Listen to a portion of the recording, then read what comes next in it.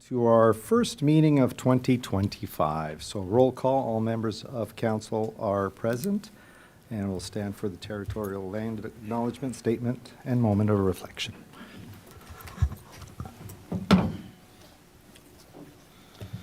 We acknowledge that we are on the unceded territory of the Anishinaabe and the traditional lands of the Haudenosaunee, Huron-Wendat, and Kanyan-Kahaka peoples. We acknowledge our shared obligation to respect, honor, and sustain these lands and the natural resources contained within. Merci, conseiller Armstrong. Attendu que le Canada est fondé sur des principes qui reconnaissent la suprématie de Dieu, la primauté du droit, prenons un moment de réflexion personnelle.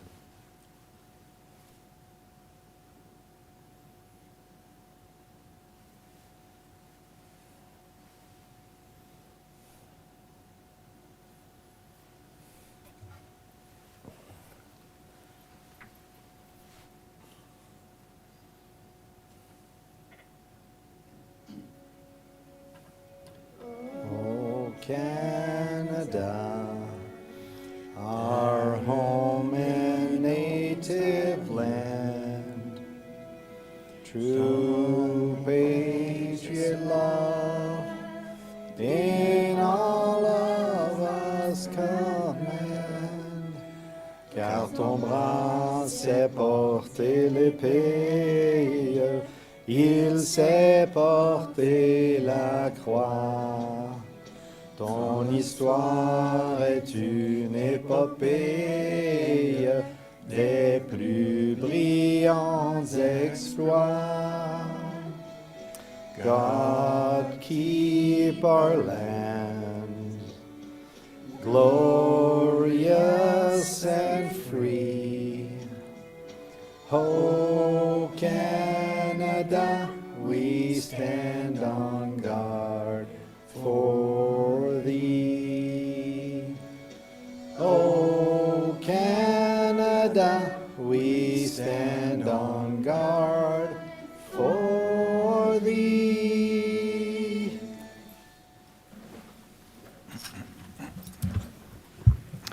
Alors, merci beaucoup. Moving to item number 4, additions, deletions, or amendments to our proposed agenda. Seeing none, we will have to watch for Conseiller Lalonde. Councillor Deacon, if you can guide me sometimes if his hand is up or it's not up. I need to know. All right.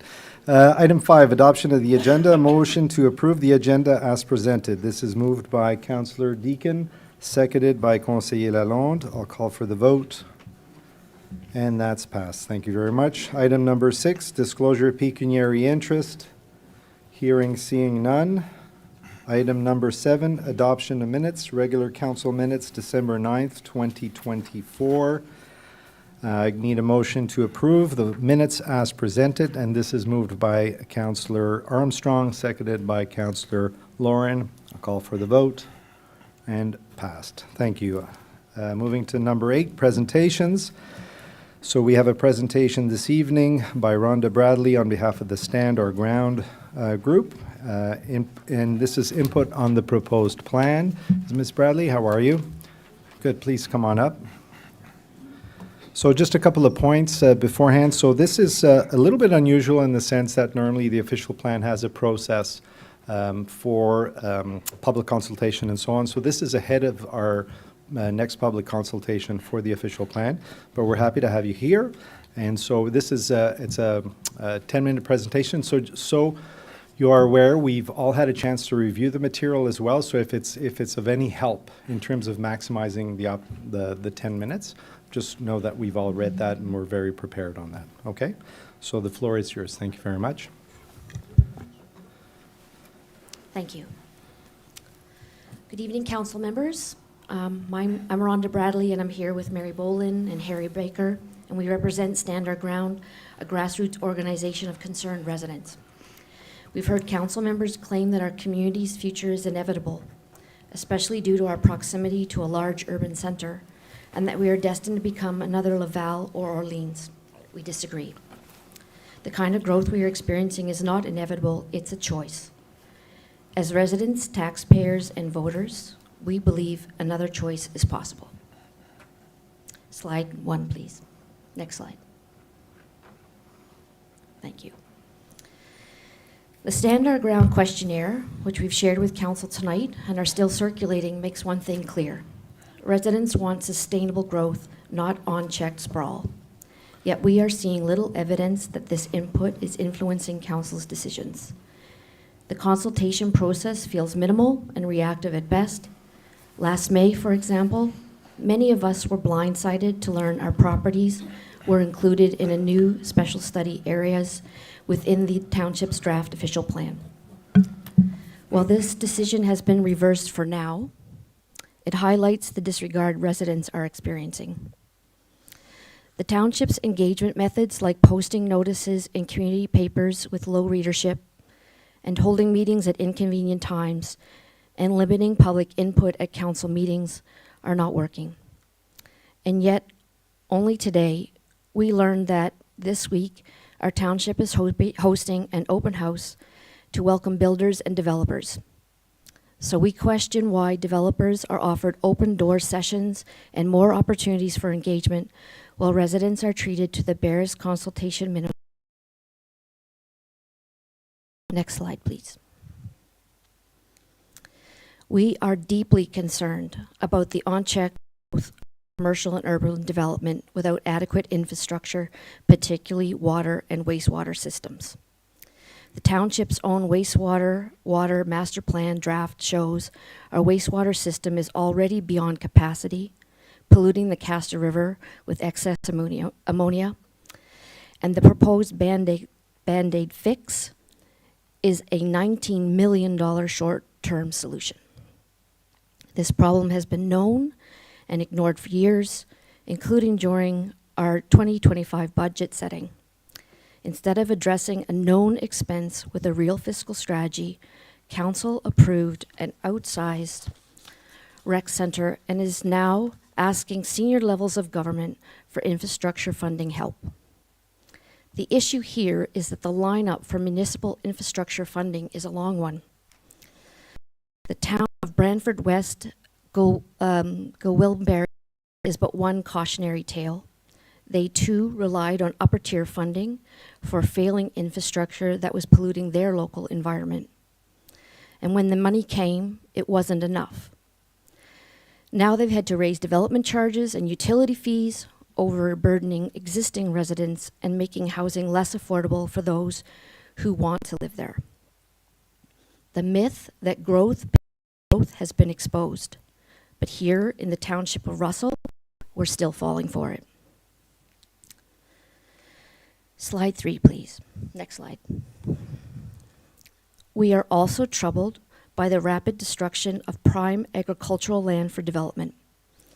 Every year, we watch council hand over hundreds of acres of farmland to sprawl. Every 100 acres represents about one family farm. And this isn't just an aesthetic loss, it's an economic and environmental loss too. The township's 2017 Economic Development Report downplayed agriculture's importance, which led to the economic development direction we appear to be pursuing today. But agriculture is still Russell's strongest economic driver, and forecasts show that the sector could add another $11 billion to Canada's GDP. With only 5% of Ontario's total land base being farmable, our township is well positioned to benefit from this growing sector. And yet, even with the benefit of a provincial policy statement that emphasizes the value of agricultural land and directs that non-agricultural use be avoided, our township often buys or earmarks agricultural land for development before any evaluation of alternatives ever occurs.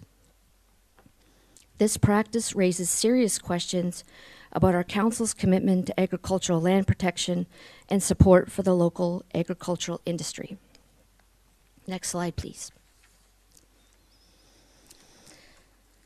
We also urge council to review the fine print of the updated provincial policy statement.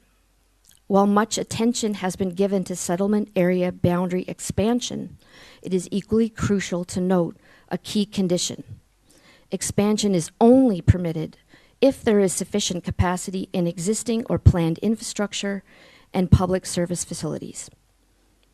We already do not meet this condition for the industrial park expansion. And as already noted, the wastewater infrastructure is already over capacity with no feasible fiscal roadmap in place to address the deficiency.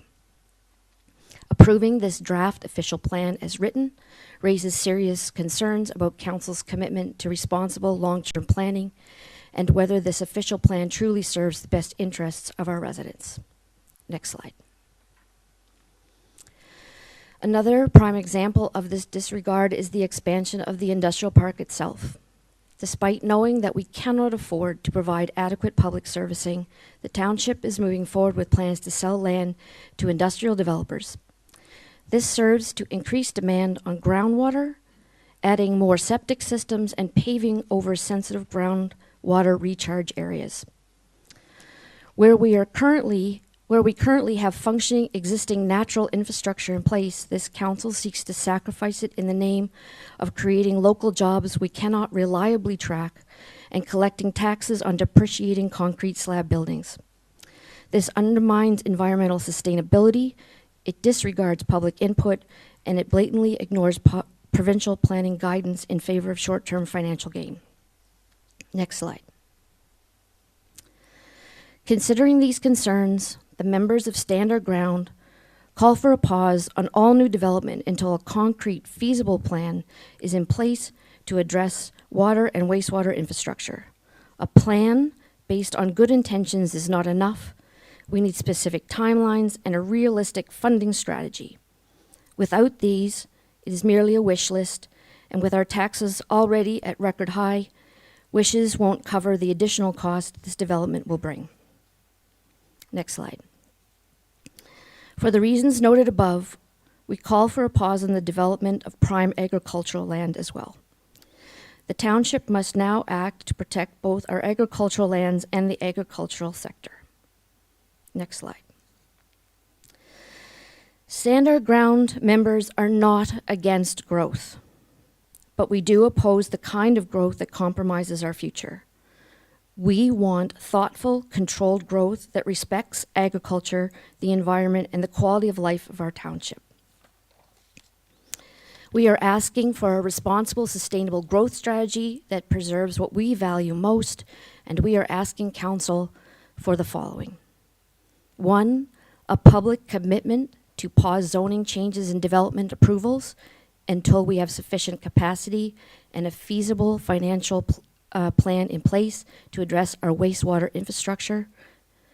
2, a public commitment to prioritize agricultural land preservation and limit development in designated farming areas. And 3, a public commitment from this council that demonstrates to this community that you're not just hearing us out, but truly listening.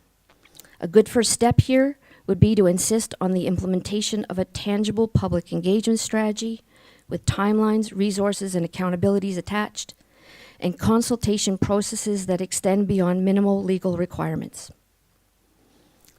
This official plan represents our community at a crossroads. The choices we make now will decide whether we become a model for sustainable growth or another cautionary tale of poor public planning. The choices you make determine whether we will develop our natural assets and potential or become just one more Orleans or Laval. Thank you.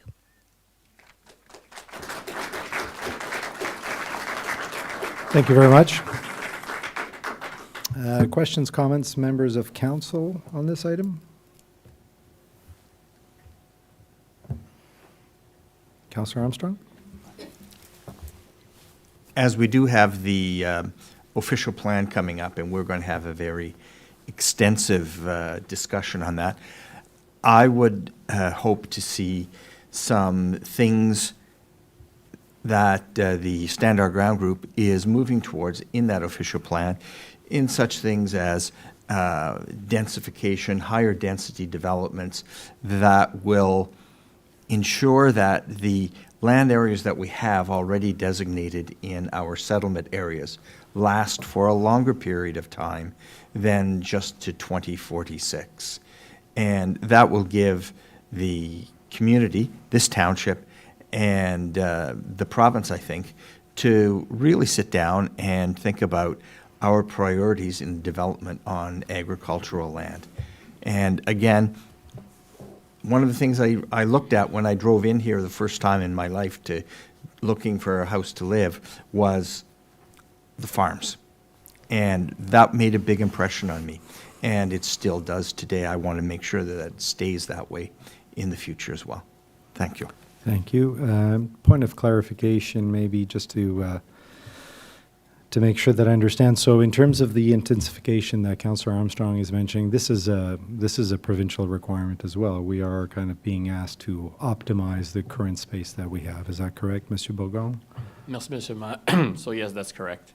And I believe that when we start our official plan process last May, that's something that the administration also mentioned to council, that's one of our goals, to maximize, to densify where the infrastructure is currently. Absolutely. And then just a clarification on the official plan that's now in front of us, or that's coming up for consultation. Are we adding more agricultural land than we had in the previous OP? Our current OP, or our exercise, we're not adding more urban land. We're doing the yeah. exercise to reflect The county changes OP, in yeah. the county OP. That was approved in 23. Okay. We talked about water, wastewater as well in the presentation, and the way it was presented, I certainly, as a resident, would be concerned that all of a sudden we run out of capacity on our wastewater, and I think that's where the bigger problem is, the bigger urgency is. So can you kind of clarify maybe for council the process here? And I know that I believe that we don't haphazardly kind of just give out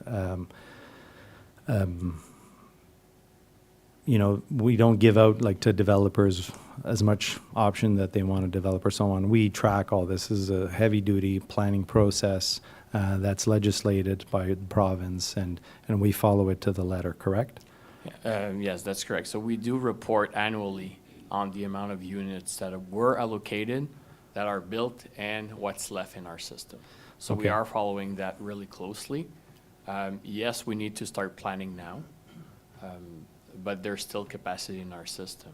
Okay, so that capacity that's left in our system, is this a situation, and I'll use the analogy of driving a car, when I see a stop sign ahead, I might start slowing down, as this group is kind of alluding to, that slow down and kind of pace that growth, or just come to the stop and stop. So in terms of the water, wastewater, typically municipalities will kind of track what they have and start working towards adding some more capacity, but we don't, like, is it advisable to slow down beforehand? What's the impact of slowing down that growth ahead of time? Well, the administration will raise the issue to council when we reach that point where we would need to slow down, just to make sure that the timing's right for the upgrade to happen. Okay, and as a developer, developer in a position where they invested something, where they're going to build, and all of a sudden we say, hey, sorry, we have no more units available, you've got to stop everything. Is that how it works, or? They would know ahead of time, being just the phases of construction. Okay. And they will be part of the conversation for any upgrades, since their development charge will be carrying financially most of those upgrades. So we're reviewing our development charge this year. Okay. We'll take into account all those upgrades required for our water and wastewater system. And obviously, all developers will be at that table. Okay, so. They'll be part of the process of consultation. So the assumption that we need to obviously upgrade our wastewater capacity, the developers will be paying for that through DCs. Yes. So that new development will pay for that. So from that risk perspective, okay, just to understand that. A couple of other questions for clarifications, because I do look at the website, I just want to clarify, our current tax rate is 7.1% is what we've agreed on, Monsieur Gaudet, for this coming year? Merci, Monsieur le Maire. Bonsoir, Chambres du Conseil. So yes, in 2025, the tax increase was 7.1%. Okay. The final Because I tax think on your increase. site, it still says 11%, so that should be fixed, I think. And there's a comment that township blindly absorbs acres of farmland.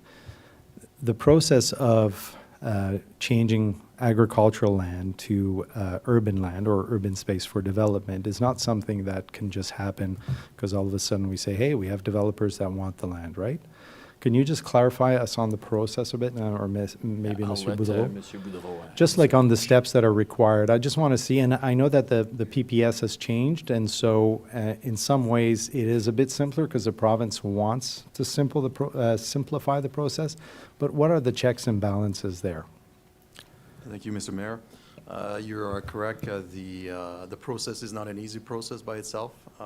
So there are steps that need to be followed. We need to comply to the provincial policy, to the provincial plan and statement of the province, and also the county's official plan. So if there is a boundary expansion, not only do we need to amend our official plan, but also to the counties, which is the upper tier government. And by doing so, we need to provide the reflection and what has been considered in order to attain those expansion if needed or not. And as it mentioned, Russell is predominantly surrounded by agriculture, so in that sense, there's not really a flexibility to avoid that, given that we're surrounded by good agricultural land. But again, if there's a boundary adjustment to be made, multiple factors need to be considered before just moving forward. But we do agree that the province did provide some flexibility to have that process be more open. Previously, it was every 5 years that there was a window to see if there was an opportunity to do so. Now the province have removed that policy, and an amendment could be applied at any time. Okay, all right, thank you. Just a couple looking over my notes here. There was a comment, just a clarification, there was a comment of on the industrial park. So a couple of things I just want to clarify on the industrial park expansion piece. So the space that's there, so first of all, just to clarify, we have never expropriated any agricultural land from whether it's for the industrial park or anything else in terms of this development piece, well, on the industrial park specifically. Monsieur Godet? Merci, Mr. Mayor. So no, we've never We've never, okay. In terms of the tax revenue, for $100,000 of value, whether it's industrial or residential or commercial, I believe that I understand that industrial is going to give me give the community the most bang for the buck. Is that correct? That's correct. Okay. So the tax rate for industrial is over twice as high as the residential one. So for every $100,000 of value, okay. And then the impact of water, sewer on industrial development in our industrial park, there is none whatsoever because there is no water, sewer. Now, I understand that there is the point of the wells and that there's a potential issue there. But in terms of cost or impacting our wastewater, our current wastewater, there is no impact. That's correct. Okay.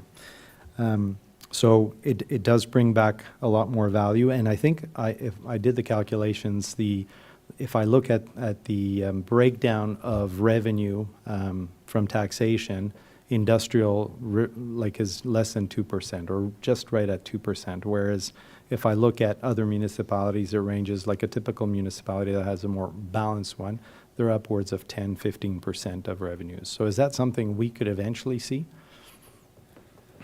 So yes, it is something we could eventually see, and it's something we've raised in the past as an objective to kind of increase that industrial base. It is increasing, but it was such a small proportion of it that it's still a while to go before we have a split like you just mentioned, as far as having more of a 90-10 or 10%. So the value in having that industrial park increase without impacting our water and wastewater is still benefiting the community as a whole in terms of tax revenue. Is that correct? In terms of tax revenue, definitely, when we build industrial, we're alleviating the tax burden on the residential. Okay.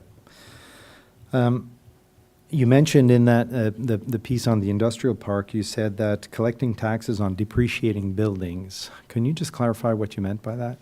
If you had listened to what the tax consultant that was hired by the United Counties, Prescott Russell, offered to the counties there when our previous mayor had gone and asked for them to contribute to our servicing costs, the tax consultant, Peter Fries, suggested that it's a depreciating asset and therefore the tax rates do not go up at the same level as residential properties. So are you saying, what you're saying, or what that consultant, what you're alluding, that consultant said, is that the buildings that are there are depreciation, as opposed to any other real estate anywhere else in the world in terms of, or not anywhere else in the world, but what we see here typically?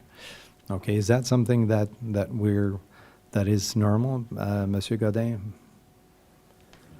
Merci, Mr. Mayor. So I would have to look into it. I'm not sure about that industry class specific having depreciating values on the properties. We haven't necessarily seen that in our cases, but maybe over time that Okay. could be the case.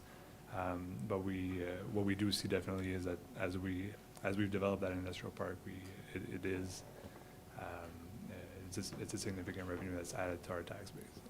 I wouldn't mind learning more about that. If there is any way to follow up on that and get back to council on that, that'd be interesting. Okay, that's all my questions. Thank you very much. Any other questions from members of council? Thank you very much. Thank you very much for your time. Much appreciated.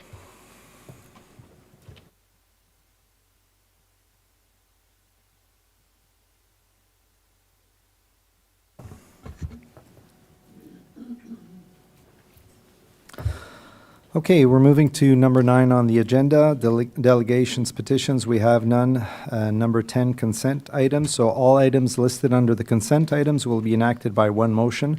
A majority vote is required for the adoption of the consent items. There will be no separate discussions of these unless a request is made prior to the time council votes on the motion.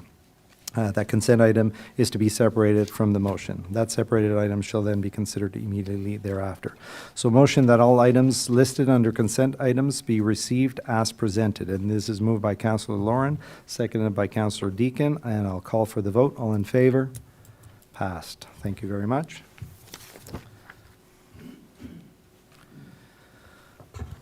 Moving to item 11, reports from departments and councils. So we'll start with 11A, 2024 Audit Service Plan from MNP Verbal Report, CSAS FS 2025. And so, Monsieur Godin, will you be taking this one? Oui, merci, Mr. Mayor. Merci. So as we do every January, we're kicking off our year-end financial audit for our previous years, for the year 2024. À cet effet, notre auditeur de MNP, M. Marc Farin, est ici avec nous. Donc, vous avez reçu, you've all received the audit service plan in the package. You might have had a chance to go through it. Mr. Farin is here to answer any questions that you may have and maybe say a few words to start off. Merci. Bonjour, Yes, Monsieur Farin. Merci, Monsieur le maire. Oui, comme Richard a dit, le plan d'audit vous a été communiqué tel qu'il est requis selon les normes d'audit reconnues au Canada. Si vous avez des questions, le plan ressemble pas mal au plan des années précédentes. Donc, je n'anticipe pas beaucoup de changements, mais si jamais vous avez des questions, n'hésitez pas. Formidable, merci. Questions, commentaires, membres du conseil? No questions? So just a clarification, all our financials, and Monsieur Godin, this is more directed to you, all our financials, including our financial plan for the rec complex and everything is 100% transparent, available on the website. There is nothing that's hidden behind closed doors or anything like that? That's correct. Okay, thank you. All right, moving to item B, bylaw to exempt certain lands from part lot control, PD 2025. And that's 108 and 112 Equinox. Anything to add to that, Monsieur Bourgon? No? Questions and comments, members of council? Seeing none, thank you. Going to 11C, bylaw to exempt certain lands from part lot control, PD 2025. Anything to add on that, Mr. Bourgon? No? Members, questions, members of council? It's pretty standard, thank you.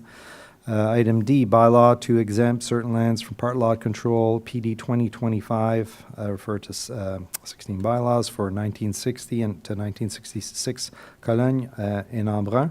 Anything to add, Monsieur Bourgon? Okay. Questions, comments, members of council? No? Do you have a question, Monsieur Lalonde? Conseiller Lalonde? No? Oh, sorry. No, I'm just kidding. I had to. I couldn't resist. I couldn't resist. All right.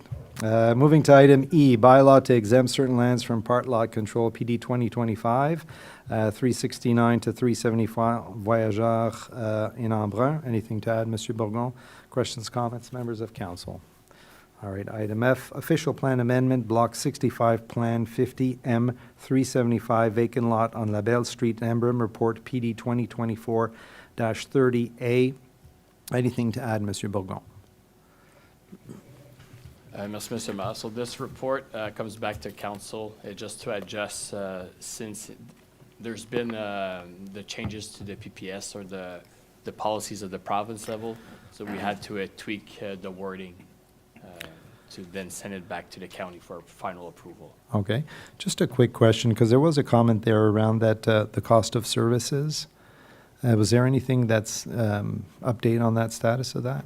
Yes, and it's a report that's going to come up just later in the Okay. in this Oh, that's correct, yes. meeting. Okay, questions and comments, members of council? Perfect. Moving to item G. Official plan amendment and zoning bylaw amendment, Saint-Marie Road, Embrun, report PD 2024-35A. Monsieur Bourgon, anything to add?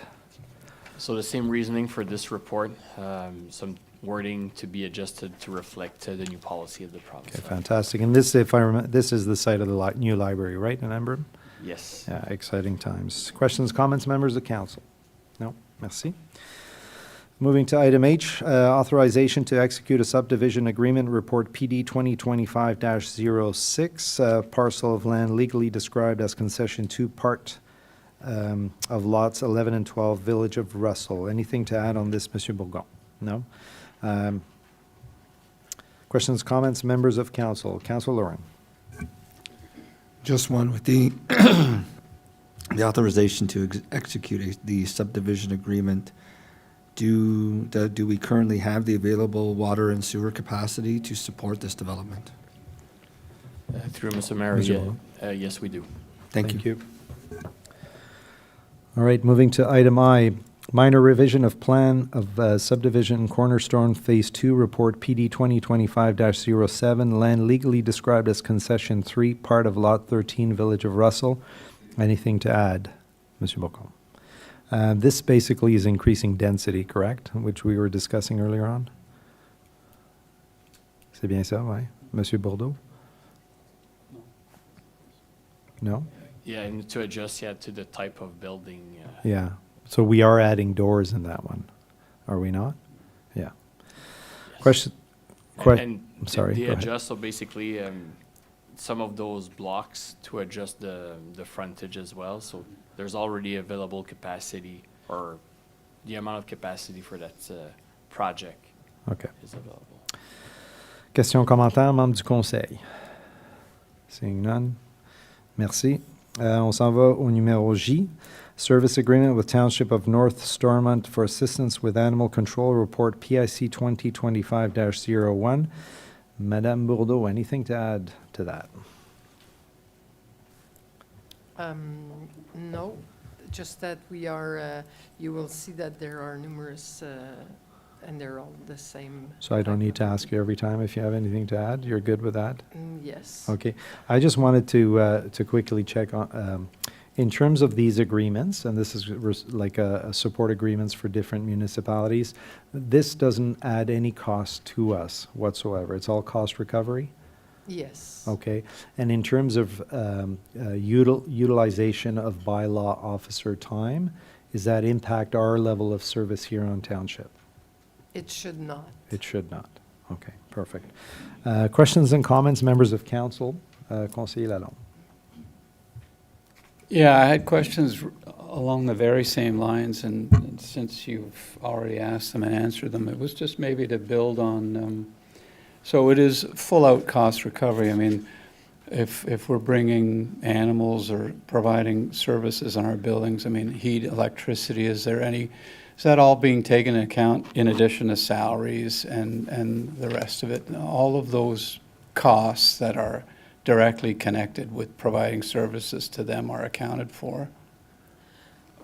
I'll just give you a little bit of history, if that's okay. D'accord, oui. We built a pound quite a few years ago where we had numerous animals picked up yearly. I can say easily 90 dogs a year. In the past years, we've seen this diminish, and we still have this building to maintain. So this way, we will use our building more efficiently, and we will recover our cost and more. So if you look at the contract, there is a piece in there that pays for us being available to these other townships. So this is a money that we are getting as a retainer. So this way we'll be recovering more than our costs.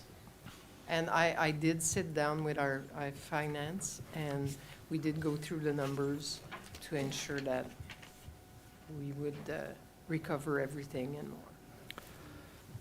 Parfait, merci beaucoup, Madame Bourdeau. Councillor Deacon. Just a curiosity, really, any sense of why the number of the number of dogs requiring pound every year has gone down here? Are there other things that we're doing well, or is it a shift in behavior in the community? I think it's a bit of both. Like most people know, I've been here for 34 years, and the mentality has changed over dogs in 34 years. And hopefully that positive education and throughout the years also helped out with the department. So I think these factors are the reasons why we see less dogs in the pound, less dogs tied outside, and things like that. There's also social media, so a lot of people use social media and post a dog that's loose, and the owners get their dogs that way. Absolutely. We see that a lot on the social media. So a lot of pictures of animals and have you seen this dog or this cat? So that's, yeah, excellent. Well, glad to hear that. And thank you for your service over the last 34 years, by the way. That's really appreciated. All right. So I'm going to go through all of these, and if at any point, so I'm going to assume you have nothing to add. If at any point members of council want to add something, just stop me. Councillor Armstrong. Just one general one that applies to all of these service agreements. We've had these in the past. How do they compare with the bylaws and the agreements that we've had with municipalities? I think it's especially with North Dundas in the past. How do they compare in terms of our recovery of costs, et cetera? Madame Bourdeau. They're very similar.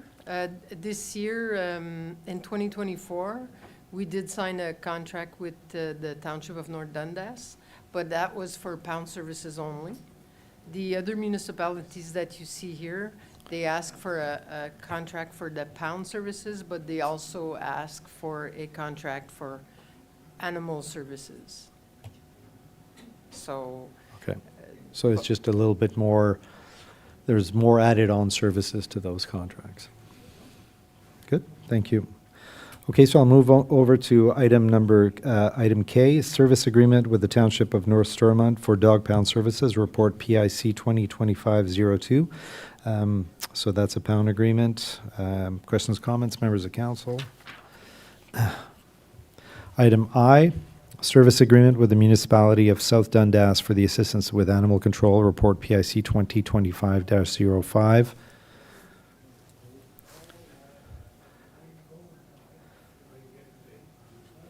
So item M, service agreement with the municipality of South Dundas for the dog pound services, report PIC 2025-06. Item N, service agreement with the township of South Stormont for assistance with animal control, report PIC 2025-07. Item O, service agreement with the Township of South Stormont for dog pound services, report PIC 2025-08. And any questions or comments on any of these items, members of council? Seeing none, thank you very much. Moving to item P.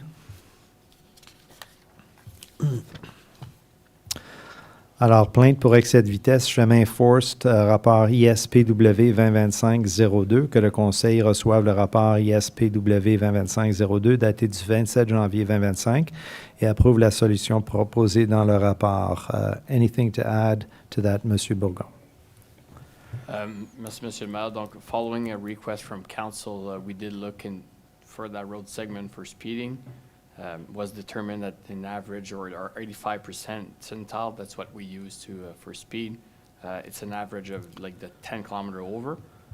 So based on that, we're proposing to council to install some traffic calming throughout, like at the midpoint of the road segment, so near that pathway that connects to the subdivision. Et nous allons aussi faire les démarches nécessaires avec Hydro One pour installer des lumières de rue sur cette portion-là. OK, Donc, formidable. un item, si approuvé par le conseil ce soir, on pourrait revenir avec un item budgétaire pour l'installation de lumières de rue. OK, merci. Au niveau de traffic calming options, est-ce que vous avez déjà des idées en tête? Merci, monsieur le maire. On utiliserait les bollards flexibles là, qu'on voit ailleurs dans la municipalité. OK, ça, c'est les polars qu'on a juste durant l'été, pas durant l'hiver, c'est ça? Exactement. OK. Merci. Alors, questions, commentaires, membres du conseil? Conseiller Lalonde. So the bollards would be similar to what we see. They'd go in the center of the street. And as far as the lighting goes, which is interesting, do we know that, I know in some streets, in some quieter sections of town, cul-de-sacs and stuff, they don't like lighting. They like the idea of having the, not having their houses lit up, because wherever those posts go, is on Forest Road, would we have lighting all the way down to, let's say, the nature trail? And we'll be lighting up that entire section of road? And do we know if all the residents are good with lighting, or did they just want speed controls? Monsieur Bourgon? Merci, Monsieur le Maire. So it would be, we're looking up to the nature trail. We've looked at our past complaints, and we did receive that comment often, lighting throughout that segment. But we did not went door to door to resident for that proposed option. Merci. Councilor Lauren. So I see on here, we have, evaluate the feasibility of installing the streetlights. How long is that going to take to do that? And when do you think you're going to be able to have something back to council? And then council can decide whether or not it's a 2025 or 2026 project? And that's the first question. Monsieur Bourgon? So we did provide the information to Hydro One to see where it's possible, where the connection point. So I don't have a timeline of when we'll receive a proper answer from Hydro One. Our plan was to bring this item for the 2026 budget, so in the fall. So that's what we're proposing to council. Merci, Monsieur Bourgon. Councilor Lauren? Yeah, so I'm hoping we get the information sooner rather than later. If it's a public safety concern and issue, I don't see why we would wait till 2026. Council can make a decision on how to move forward with that. I would suggest in 2025. My second question is, do we have an idea when the traffic calming bollards would be installed in 2025? Monsieur Bourgon? Typically, we do those installation weather dependent, but usually it's end of April, early May. And these ones will be included? Yes. Thank you. So we don't need to wait on those. Those would automatically come in. Yes. Is that correct? Okay, merci. Any other questions on this item? Councillor Armstrong. Yes, we've installed traffic calming measures in several places in the township, from speed humps on Centenaire to bollards in many of our roads. Do we have any statistics before and after to give us some idea of the effectiveness of all of these measures? Monsieur Bourgon? At first, we did the pilot project on Blais. So we do have data on Blais, like before and after air traffic calming installation. We did not have a similar exercise performed elsewhere, but based on the success that we had on Blais, we established our traffic calming policy after that event, and we're basing ourselves on that.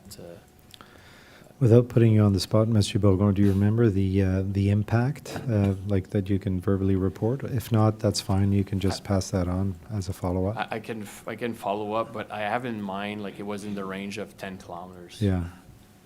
And okay, thank you very much. But that's based on memory, like. Yeah, no, please, yeah, don't, just if you don't mind sending that out, it'd be good to know. And it's nice because that's an evaluation based on fact, on research, Yeah. which is good. So, anything to follow up there, Councillor Armstrong?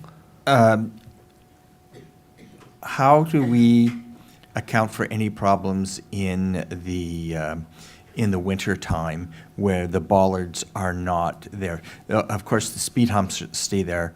The design we use stays there all year round. But the bollards, so we have no idea of exactly what happens throughout all 4 seasons, just the main ones. And obviously, Mr. Mayor, I can see, for example, on Blais, the most time we have people, kids especially, walking on Blais is in the late spring through to the early fall. That's an obvious one. But in some of the other areas, like Centenaire, I was just wondering if we had any idea about the relative effectiveness in, or the relative Yes. need, Yeah. as I say, in the winter versus in the summer. So the challenge in the winter, obviously, is the snow removal, and that's why they have to be removed. And you'd hope that the average person realizes that it's slippery and they have to be more careful, but I understand the limitation on that. Mr. Bourgon? But typically or historically, we notice less speeding. In the winter? In the winter time. Yeah, okay. Councillor Lauren? I mean, we can put all these things in place, whether they're bollards, whether they're speed humps, whether they're radar signs. At the end of the day, it's the responsibility of the people on the road that are driving that need to slow down. And, you know, a municipality can't necessarily regulate bad driving. And that's the number one thing that I hear when I'm out and about talking to people, whether it's on the campaign trail or whatnot. The fact is, people speed. And, you know, it's an enforcement issue, and we need to make sure that our police are around and they're enforcing it. At the municipal level, we can put all of the steps in place, and it still may not be enough. But there really is not any additional steps that we can take at that point in time to curb the behavior of the drivers. And I don't know what else. I mean, I've sat here for 18 years, and I hear it and hear it and hear it, and at some point it falls on deaf ears on the other side.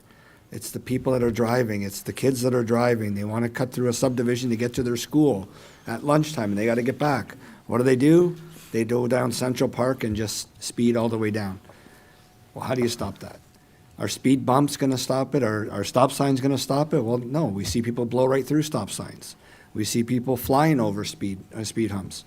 At the end of the day, a lot of that responsibility falls on the driver.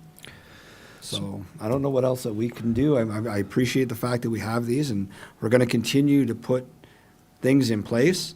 But at the end of the day, we need to make sure that there's an awareness out there for people to slow down, especially in the village core, especially in subdivisions. Thank you, Ken. All right. Any other comments, questions? Conseiller Lalonde? There was an education program on that this weekend in front of my house. I had a police officer there for 4 hours on the corner of Craig and Concession, and it was a license to print money.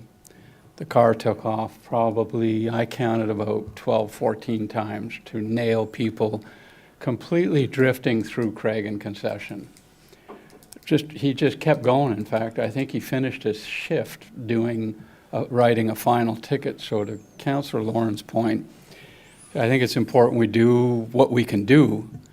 But I remember a resident writing to me to the same effect of, you know, at the end of the day, we have our motorists and our residents have to be using common sense and doing their part.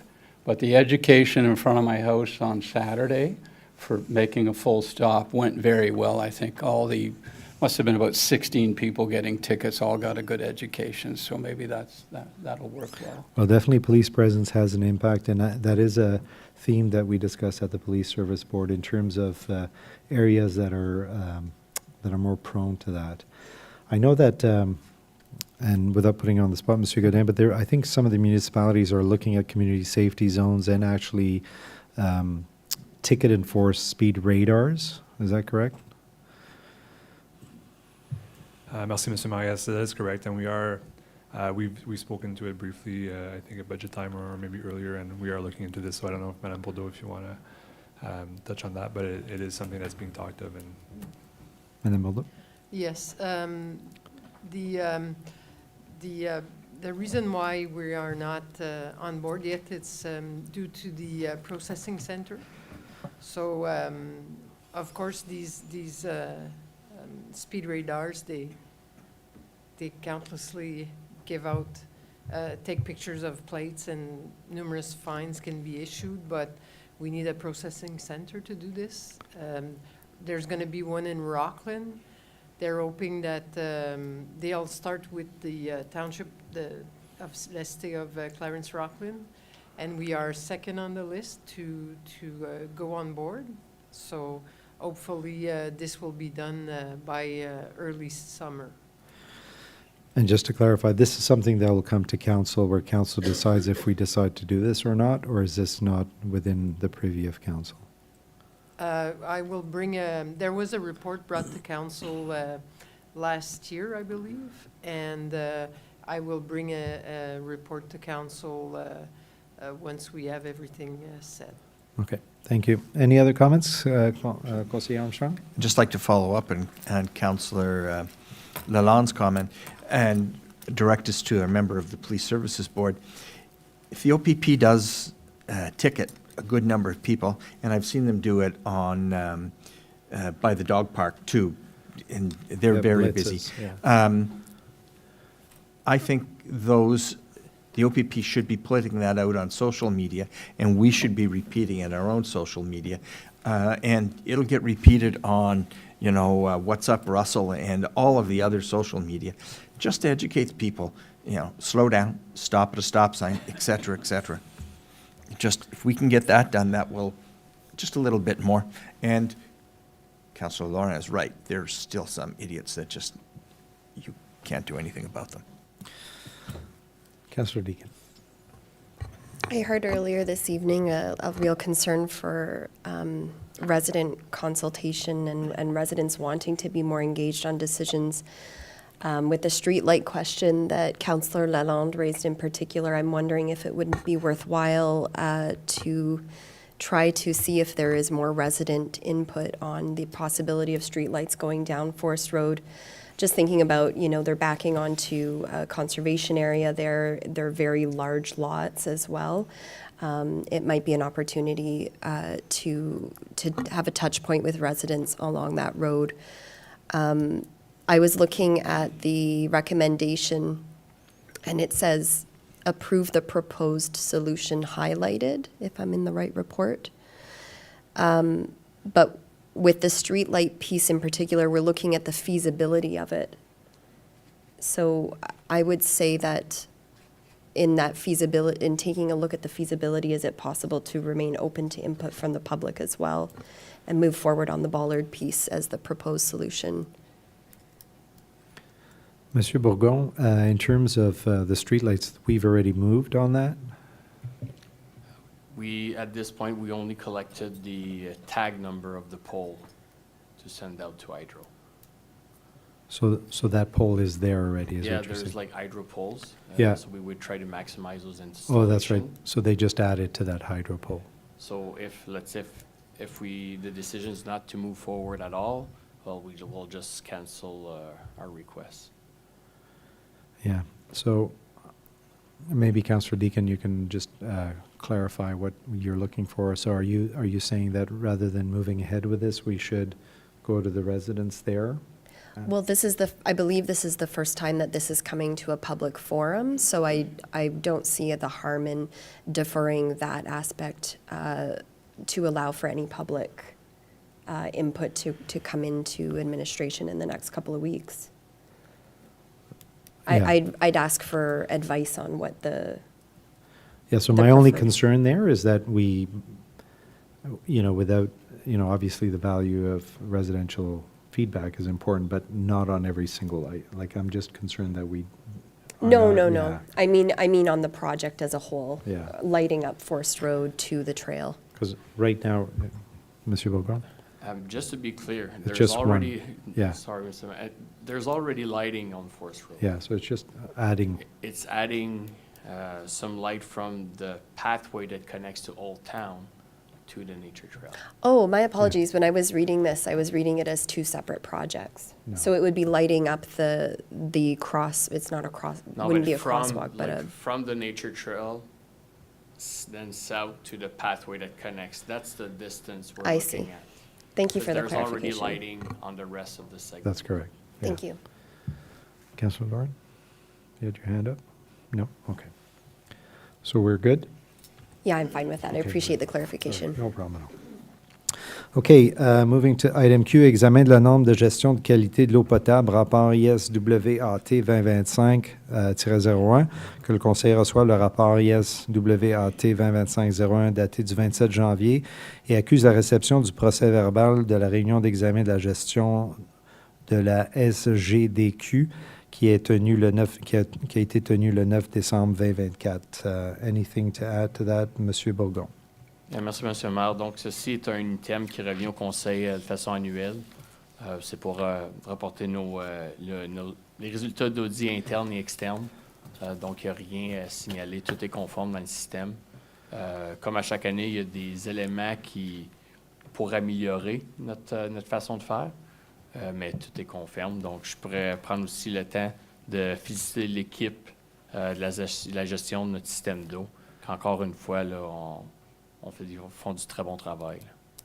Merci beaucoup. Questions, commentaires, membres du Conseil? Councillor Deacon, and then Councillor Law. I noticed there was an opportunity for improvement relating to a tabletop exercise on possibility of telecommunications shutdown. And I was assuming that that would be something that goes through public safety as well. So I just wanted to make sure that that coordination was being looked at between the two departments. It sounded like an important thing to prepare for as a township. Ouais. Monsieur Bourgon, est-ce qu'on a fait ça durant l'exercice d'urgence, de préparation d'urgence récemment ou? On le fait des fois dépendant de nos exercices d'urgence au niveau de la municipalité, mais ici, c'est vraiment par rapport au département ou les différentes infrastructures de l'eau. OK. Parce que c'est fait, Madame Bourdon, on vient de faire l'exercice de préparation d'urgence where we do address all possible cross-departmental emergencies like that. So that is a standard every year that we kind of go through an exercise of that. Madame Bourdon, anything to add? Yes, we do a yearly exercise. Communications, I believe we've done in the past, but we try to test it every so often and see how we are prepared. But there's different communications. There's each department within the department, there's communication, and then there's communication for the township as a whole.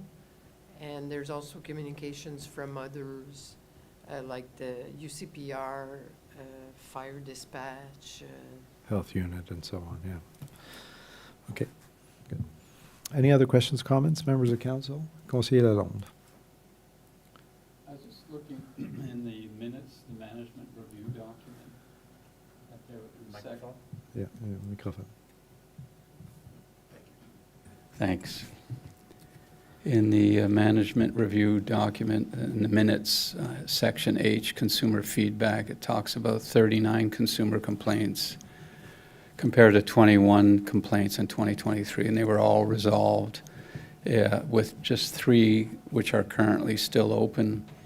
Just curious to know, on the three that are still currently open, are they considered minor or significant or very significant or? Mr. Bourgon? And Merci, Monsieur Maire, so they're considered minor. I believe they were open a couple of days prior to our meeting. Just the timing of them there. Okay. Any other questions, members of council? No? Moving to item R, Services Extension on Saint Jacques Road, Report ISW ATWW 2025-01. The council receives Report ISW ATWW 2025-01 dated January 27th, 2025, and approve the proposal to extend the water and sewer to the proponent property at his own cost. Monsieur Bourgon, anything to add on this? It's a request that came to administration. It's a bit different than what we typically do. So in terms of process, I just followed the same step as we do when it's a group of residents that are leading the project. So that's why it's coming to council for acknowledgement and approval for that sense. And and with that extension, there's the possibility of serving other homes. I think it's 2 or 3, but he did accept to carry the full cost, but it may come with cost sharing at the end, that if in the future one of those residents would connect on the system, there would be a mechanism in place to recoup some of the costs. So if I understand correctly, this add-on is about four doors, like 4 homes, 4 residences, and this one resident is willing to front the money to bring the water to their resident, to their location, which benefits the other ones if they hook up eventually. That's it. Okay. Questions, comments, members of council? Councilor Lauren? By approving this, do we approve the water allocation, the sewer allocation for all of the residents on that line potentially? And if so, do we have the capacity to do so? Monsieur Bourgon? We are like other for that proponent for his home, yes. For the others, if it's in 20 years, it's going to be hard to say that allocation will be protected. But as of No. today, Yeah, just through me. As today, yes, there's capacity in our system. thank you. Yeah, thank you. Councilor Deacon? I was looking at the bylaw, I think, before the holidays around, acknowledging that the value of the property goes up when you have the service passing in front of it. I'd like some clarification on whether those 4 residences would have any sort of fees with regard to asset management, recouping at all, having access to that, just that it's running in front of their property, if I could, because I remember looking at the bylaw and wondering about that. So a couple of points, and feel free to jump in, Monsieur Bourgon, but I do believe that any cost of connecting or previous costs pre-spent are indexed and added on to the residents when they decide to connect. But in terms of, if your question is in terms of whether I have pipes running in front of my house, is there a cost associated to that? Because there is some sort of cost already associated, right? If I have pipes. So just, Monsieur Bourgon, if you just want to add on. Those, once that's done, the construction is completed, only the proponent of this project will be paying towards the asset requirement. Mais si l'eau, Monsieur Bourgon, si l'eau passe devant ma maison, mais je ne suis pas connecté, il y a un certain montant que je paye par année quand même, n'est-ce pas? Yes, if the lateral is installed to your property. C'est ça, exactement. Okay. Does that answer your question, Councilor Deacon, or maybe I misinterpreted that? Sorry, what was the last thing that Mr. Bourgon said? The lateral, and so if the water's coming through, Potential connection. and that you're able to connect, there is a cost associated to that ability to connect, an annual cost. And that wouldn't be provided to these residences who are having, if this were to proceed? Well, at this time, no, they're not, No cost. The neighbors are not aware of that project. So at this time, it's only to service him. But now, if he's able to proceed, then staff will look more into that project and the residents design will and have to be plans advised. So those other examples that I was looking at where there was a line but folks weren't connecting, but they were paying fees. That's correct. That was because the possibility of them to connect had been enabled. That's Yeah, great. and they were Thank you. part of the Yeah. project. Thank Yeah. you. Okay, thank you. Conseiller Lalonde, you had your hand up, and I'll be right to you. Yeah, I have a couple of questions and some need for clarification. So, in no particular order, I think I have 3 points I'd like to get clarification on. So this resident wants it to come up to Carrière, just to the, I guess, to the foot of the Bordeaux Crescent, or to the entrance to Bordeaux Crescent. I guess my first question is, Bordeaux Crescent has no water services presently from the township, correct? That's correct. So there's a lot of homes in Bordeaux Crescent. If they understand that this is coming up right to the foot of Bordeaux Crescent, even though it's to satisfy the resident just at the top of that street on Carrière, I would imagine there'll be a lot of interest. So here's where the questions come. It's the residents' responsibility to maybe talk with neighbors and find. Can we be assured that that's going to extend all the way into that group who's looking at this and is going to want to know about it and hopefully be consulted on it because maybe they want to join it? Do we have that expectation from the resident? That's one of my questions. So we do have a policy around that. Monsieur Bourgon, do you want to clarify? So yes, we do have a policy, and those residents were all part of public meetings about 2 years ago. Okay. Because we did the exercise of designing the water system. They all said no, finding it too expensive. And knowing that the sanitary sewer would likely be 4 times the amount for the water. So everybody said no, except that gentleman that came forward and like, I'll do it myself and I'll pay for everything. Merci. Follow up? Then just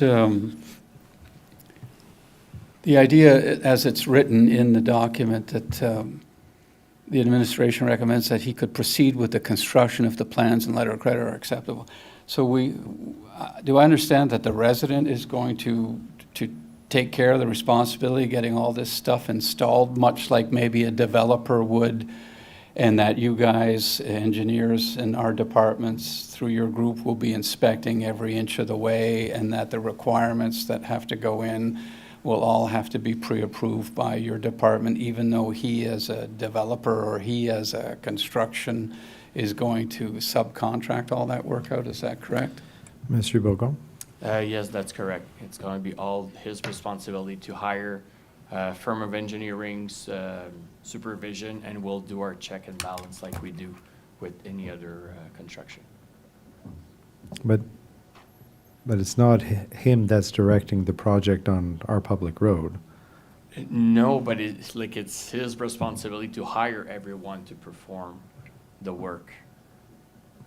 But we have checks and balances in Yes. place, yes. Okay. One more follow-up?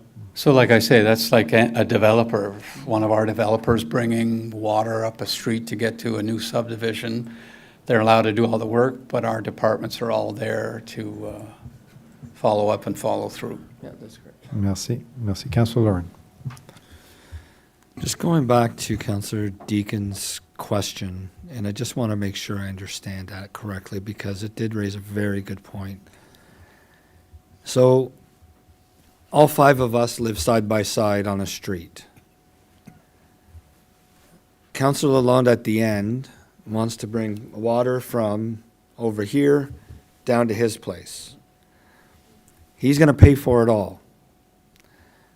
None of us want to connect because we don't know that the project is even going on right now, and B, we've said no in the past that we absolutely do not want water and sewer because it's too expensive. Councillor Lalonde says, yes, I'm going to go ahead and I'm going to front it anyway. And he puts it in. And he gets his water and sewer. Will any one of us receive a bill, whether it's quarterly or annually, for that connection piece, which I believe is I believe that the cost that people get today is the what's it called? The flat rate. Fixed fee. The flat rate is charged to that home because the water does pass in front of, water and sewer does pass in front of them. Even though we've said, no, we don't want the water and sewer because it's too expensive and may never connect, even if that pipe goes in front of our house, are we going to get a bill? Any point in time. Monsieur Bourgon? Well, I'll have to come back to council with that one to confirm, since at this point, we only looked at the request that came from that specific owner, and we don't know if he had or if there's any conversation with the neighbors in between. So I think it's good for us to have that information, and those residents, those 3 residents, should be aware that all of a sudden they're going to be paying a flat fee.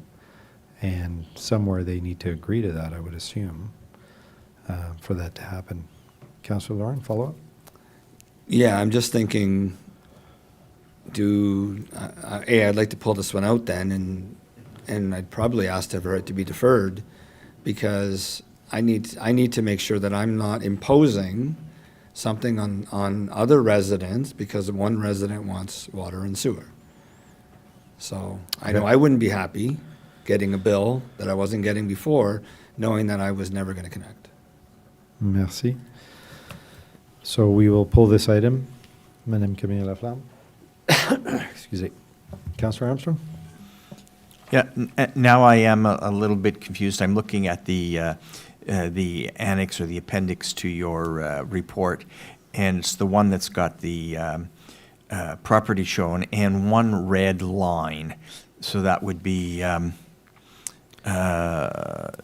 Monsieur report Jeffac. 2, map of proposed infrastructure. Monsieur Jeffac, can we put that on?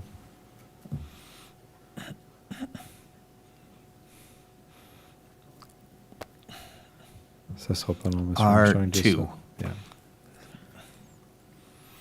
C'est le cas, R2.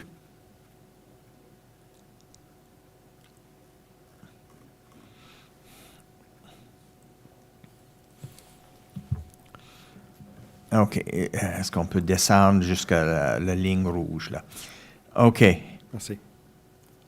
Are there services today on Saint-Jacques? Monsieur- And because I'm assuming that red line is the actual construction that has to be implemented to service this residence. So it's either 89 or 90 Bordeaux Crescent. Is that correct? Monsieur Bourgon? Yes, that's correct. That showed the extension of services. Merci. Okay. Now I'm understanding things. So I will reiterate or agree totally with Councillor Laurent's comments. We've got to understand this more. Merci. So we're going to pull this item and likely defer it. Are there any impacts on the deferral, Monsieur Bourgon, just to share with us? No? We're bringing the request from the proponent. From the proponent. Okay, merci. Okay, so we'll pull item R. Thank you. Item S, cost sharing of the, or any other comments, sorry, before I move on? No? Okay. So item S, cost sharing of the construction of the sanitary sewer on Richelieu Street Report, IS WW 2025-01. Monsieur Bourgon, anything to add to this?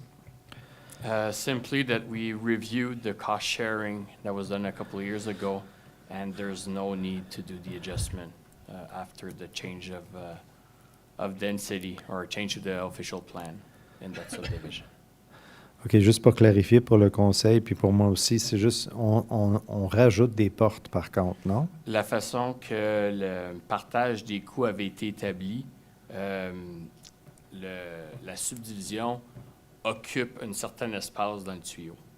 Donc, le changement de densité, mais en litres par seconde dans le tuyau, il n'utilise pas plus d'espace. Donc, son coût d'infrastructure, donc ce qu'il a payé pour Richelieu, ne change pas. What resident paid as a group was the cost of infrastructure on Héritage and Castelbeau. So it's that, because of that format of the way the split was performed, there's no change in cost sharing in between the resident and the developer. But there are no, so there are, I just need more clarification there. So the number of residents changes, but help me out here, but Let's say the subdivision goes on its own. It requires a certain size of pipe. Even with that change of density and change to DOP, Didn't it change. would still require the same size of pipe. okay. So for that reason or that logic of the cost sharing that was performed, there's no change. But so the cost sharing wasn't by resident, it was by the developer, so the developer was The one. developer paid like the Yes. pipe on Richelieu. So there is And no. the resident of Richelieu Héritage Castelbeau shared the remaining of the. I see, okay, I understand now, thank you. Merci. Question, commentaire, membres du conseil? No, moving on. Item T, recommendation, PR 2024-04 of the Parks and Recreation and Culture Advisory Committee, pickleball and tennis court designation. I'd like to pull this item, but anything to add, Madame Guitar? Thank you, Mr. Mayor, members of council. This was a recommendation brought to the Parks and Rec Advisory Committee back in November, December. So at this point, I would suggest to council, and before we do make this decision, to wait for the master plan, the recreation master plan. This will be processed this year. So I would strongly urge council to maybe wait what comes up in the recommendations and the master plan before we designate officially different courts for pickleball and tennis. So just to give it a little context, and I'll give you je te donne la parole dans 2 secondes. Just to give a little context to members of council, so this came up at the Parks and Rec. We had a presentation from the pickleball users and tennis users about the issues of sharing courts and the challenges that were had. And so there was a recommendation as a result of that presentation that we should separate the two completely. And so although it makes sense, there are some challenges with that in the sense that young people that may be playing pickleball or tennis may not have as easy access to that. And so there's some challenges around that. And so because we are doing the rec master plan this year, it is opportune for us to really do a deep dive and study that properly to have a better understanding of whether that makes sense or not. Councillor Lauren. Yeah, so, but for tonight, we're just receiving it, right? There's no action for us to do any determination, and by receiving it, we still wait for that master plan to come out. Is that accurate? That's right, thank you. Okay, thank you. Is that Councillor Deakin? I had some residents reaching out to me about pickleball in particular, and I'm not at that committee, so I'm just wondering for context, did the presentation refer to both indoor and outdoor facilities? No, it was just for outdoor. Sorry, Outdoor yeah. exclusively? And my second question, if I may, for the Parks and Recreation Master Plan, does that include formation of an advisory committee as well, or what is the process for that master planning exercise? Oh, that's a great question. So as part of the master plan, development of the master plan, if there was an advisory committee is what you're asking. Yeah. Madame Guitar? Thank you, Mr. Mayor, members of council. So usually we do go through a official tender process. Once the consultant is chosen, then the study starts. Usually there's at least 2 public consultation that goes on. And then there's also some user meetings on one-on-one. So definitely, we already have an advisory committee. So I would think that we could involve the advisory committee at that point for the master plan Merci. study. Merci. Follow-up, Councillor Deakin? No? Conseiller Lalonde? On that subject, there were tennis courts planned and designs being carried out for somewhere over in Sunset Flats. Is that held up by the recreation plan, or is that already slated to go ahead just because it's connected to some of this? Madame Guitar? Thank you, Mr. Mayor, members of council. No, it's not. It's already in the site plan. So we're not going to wait for results from master plan. It's already been decided what is going in there, so. Merci. So, Madame Camille Laflamme, we do not need to pull this item. because we're just receiving it this time. Okay, thank you. Thank you for pointing that out, Councillor Lauren. Any other comments on this item? Seeing none, I'll move to item U. The council received recommendation 2024 dated 2024-005 dated October 17th, 2024 from the Parks and Rec Committee and Parks, Rec and Culture Advisory Committee with respect to tennis practice wall to be constructed in memory of Monsieur Bernard Hull.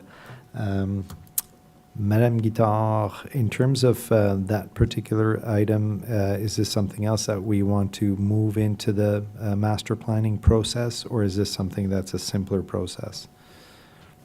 Thank you, Mr. Mayor, members of council. I think it's one item of a simpler process, but I would definitely want to look at more options, because the option that was presented to the committee, I'm not certain that is the best one.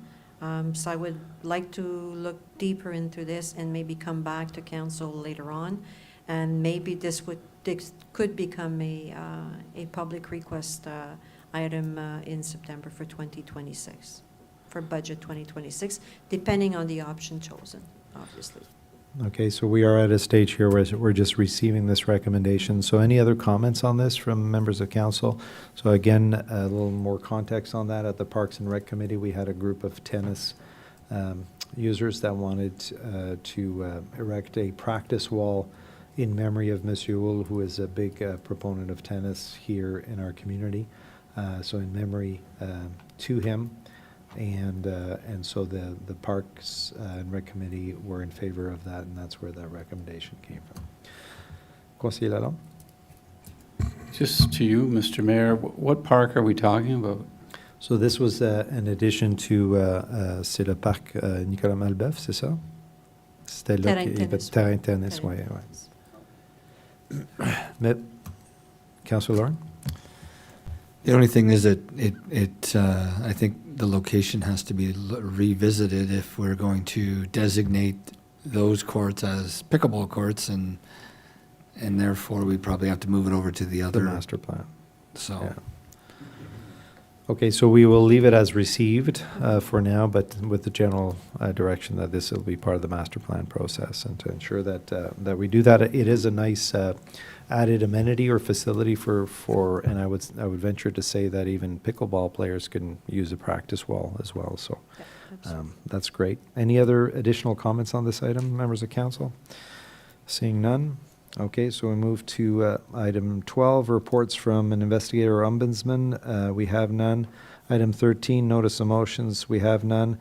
Item 14, question period on meeting of the day. Questions must be in relation to the items of on the agenda.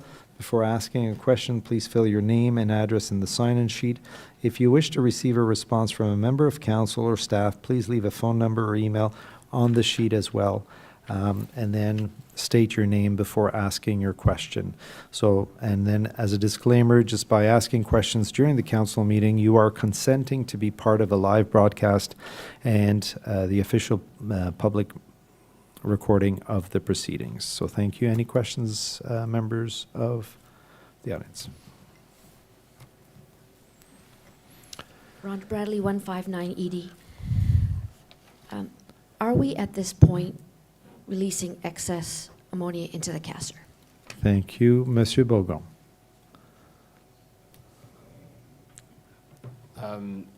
We had exceedance in 22, 23, but for 24, our result were really good, much better than they were the previous years. So So- yes, we had some extents where we had exceedance of ammonia.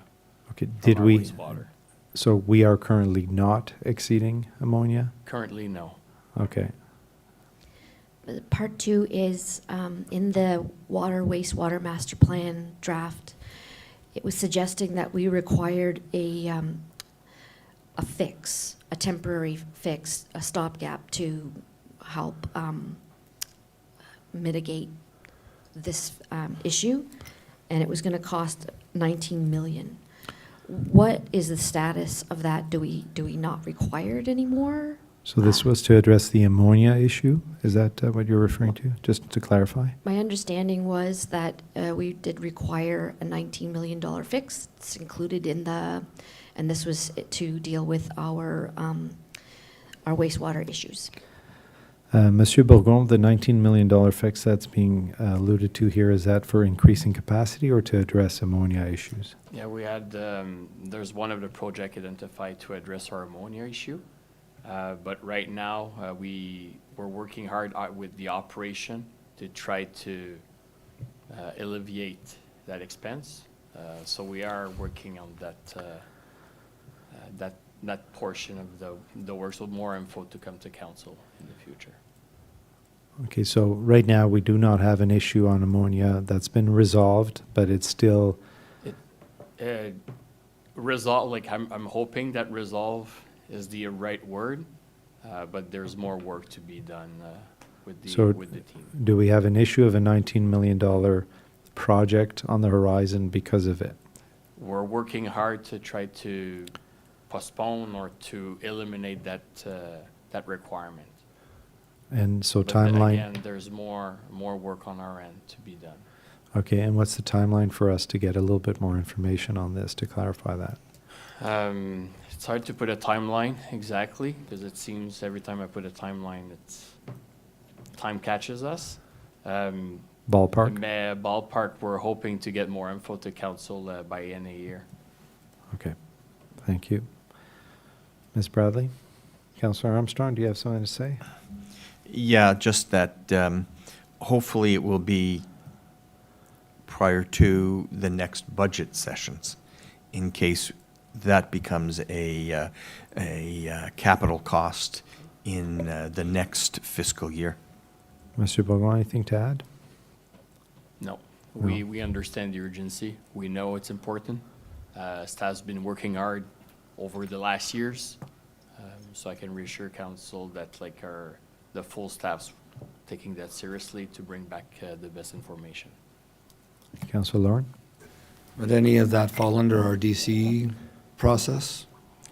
From Part a of our growth DC perspective? study, they'll look at the percentage or cost sharing in between growth and existing, Okay, like Thank any other construction project.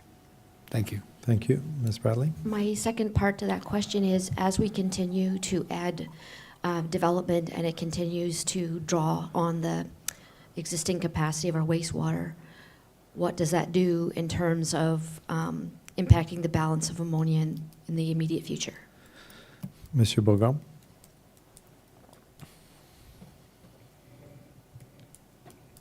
I think it's an answer I would get back to council, just to provide the best information here. And also, just to provide the best info. I'm just going top of my head right now. So just a clarification again. So we do have capacity. We have given out capacity to developers that are currently in development, that Yes. have approved capacity. The ammonia, the excess ammonia we're dealing with right now, but is that being exacerbated by more development? And is there, what's the risk? So I'd like to know, certainly as a resident here, what's the risk? And, is this something that we should put a quicker stop to? And do we really have that capacity if we're already having issues with ammonia? So we do have the capacity. It's the treatment. The treatment? So we did lots of changes in the operation over the last year, which we see good result in '24. We're having another discharge in April. So again, we need to test the water prior to any discharge, and we'll know if all the changes that we've done in the operation, how successful it is, and we'll be able to bring the full picture to council. Again, I'm going by memory here. I don't want to. That's okay. Peut-être ça serait mieux rapporter de faire un suivi, oui, je l'information comprends. complète au I conseil, agree. puis d'avoir un rapport qui parle sur le sujet. OK. Merci. Last part to this question, this was included in the consultants that we hired, their master wastewater and water plan. And my question is, what was the expert's recommendation in relation to this situation? Monsieur Bourgon?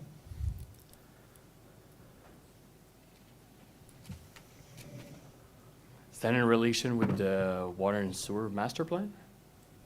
Ms. Bradley? The water wastewater master plan that's currently in That development. Speaks to our capacity and so on. There were recommendations there specific to the ammonia issue? Correct. I can bring back the information at the same time. Okay, merci. Councillor Lauren? Just wondering what item that was in relation to those questions. It's sorry, so in discussing the presentation today, it is on the budget. It is on the agenda. So you'll come back to us with that.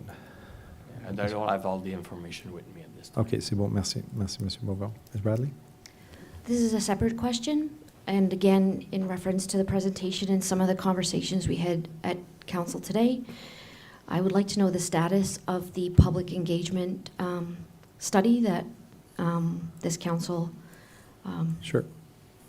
started last Sure. spring. So we are in the midst of working with the consultants. As a matter of fact, I had a lengthy meeting today with the consultant on my end, and I believe all of council is going through and all department heads are going through.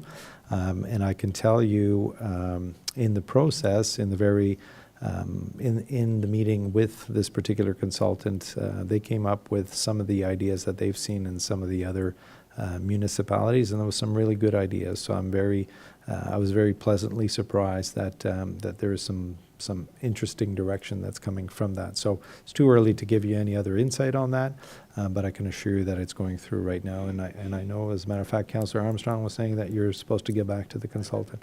There you go. And so it is happening right now. Yeah. Is there a public engagement component to developing the public engagement plan? Sure, that's a great question. Monsieur Godin, is that part of the... Oui, merci, Mr. Master. Yes, it is. There is going to be a public consultation. Yeah, there is, Ms. Bradley. Any other questions from the public? Hearings? Conseiller Lalonde, I'm sorry. Well, I just wanted to add to what you said about your session with the consultant. I had one myself as well today, and we spent close to an hour and a half on the phone. I found the questions very well developed, and I found that the person asking the questions had a great deal of experience in other municipalities, and herself having worked in municipalities. So I was very encouraged by the quality of the questions that were asked, and I was happy to give some lengthy ideas and suggestions. And of course, we are aware of the upcoming public engagement piece to that, so my session went very well as well. Excellent. Thank you very much, Conseiller Lalonde. Any other questions or comments? Yep.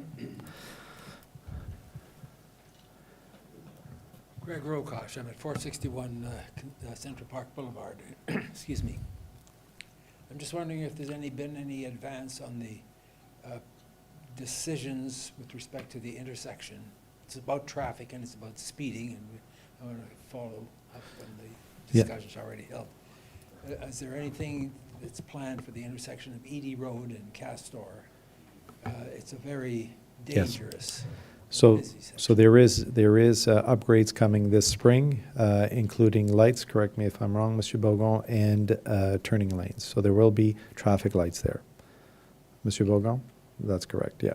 Yeah, so the plan, Mr. Rokosh, by the way, was originally to have it done already, but some of the soil sampling, there was some issue with the density on the soil, so they had to reinforce the soil, and that's why it was delayed till the spring. But it will be done in the spring.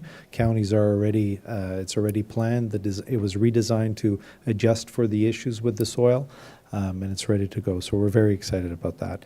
In the meantime, the other thing too, just to note, we were happy that we were able through the counties to reduce the speed coming up to that. As we come into the residential zone, we were able to reduce the speed right away. So that was done, and that was a great idea from our infrastructure department to at least kind of mitigate as much as possible in the meantime. Great, thank you very much. My pleasure. Nice to see you. Any other questions?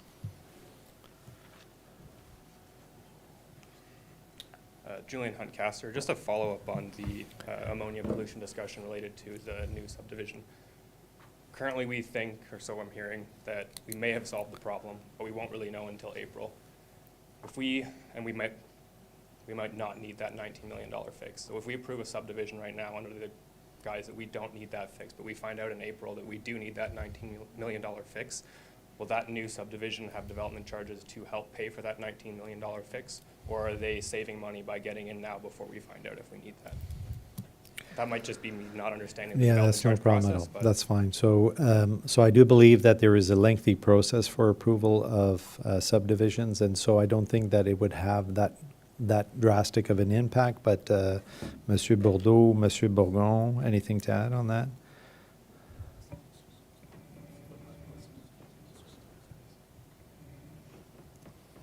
Well, what council did approve tonight is for the construction. So the building permit will be collecting the DC that's applicable that year When they build, when they build Yeah. the actual house. yeah. So it will be. So assuming that there is a important, we know that there are important capital costs coming in terms of the wastewater system regardless, in terms of capacity development and so on. So that's going to be part of the DC charges. So that $19 million fix that we're referring to here would have a drastic impact on development charges as well. Monsieur Godet? Merci, Mr. Mayor. I just want to mention, so on that particular question, it's hard to say today how much of an impact that $19 million project will have on the DCs. But I do want to mention, and this is normal part of the process as far as we prepare master plans. So now we see what the works that are needed are, and the following year we go ahead Adjust with the the DCs. financial planning and figuring out who's going to pay for what, right? So that DC study is the natural next step, which we're undertaking now. It is a process that takes months. So it could take 8 months to a year. So we're not expecting to have new rates until the end of 2025. So any construction that goes forward in 2025 will be at today's DC rates. But that's just the regular process. That's just It's part of not the really process. avoidable because we do have a stringent process to follow with a lot of public consultation throughout. Thank you so much. So just Mr. Hunt? to clarify, any subdivision starting construction in 2025 would not be contributing to that $19 million fix because it would be subject to new development charges being calculated? So the DC rates right now are based on the last DC study.